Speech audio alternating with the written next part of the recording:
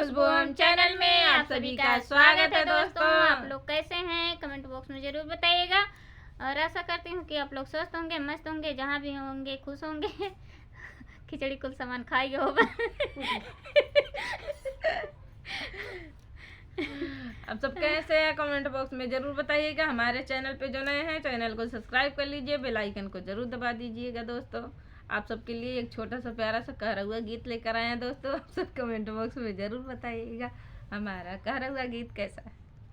ऊंची सड़किया गलिया नीचे बलमुआ मोर हेराय गइले ना नदी। ऊंची सड़किया गलिया नीचे बलमुआ मोर हेराय गइले ना नदी।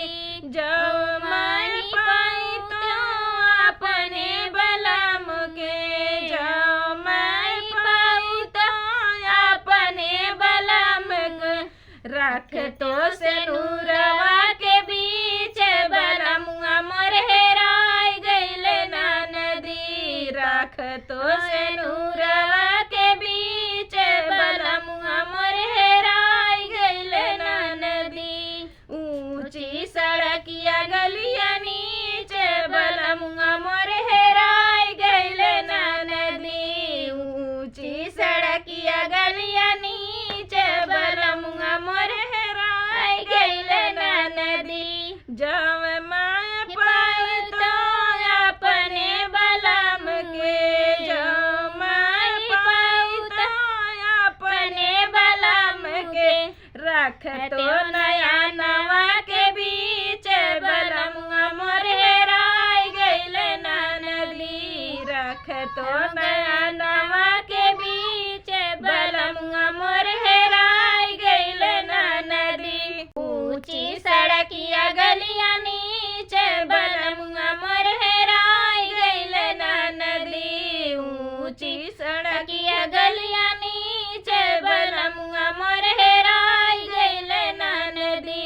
जब माई पाई तो अपने बलम के, जो माई पाई तो अपने बलम के रख तो कंगनवा के बीच बलमुआ मोर हेराय गइले ना नदी। रख तो कंगनवा के बीच बलमुआ मोर हेराय गइले ना नदी। ऊंची सड़किया गलिया नीचे बलमुआ मोर हेराय गइले ना नदी। ऊंची सड़किया गलिया नीचे बलमुआ मोर हेराय गइले ना नदी। जब मैं पाई तो अपने बलम के, जो माई पाई तो अपने बलम के रख तो से जरिया के बीच बलमुआ मोर हेराय गइले ना नदी। रख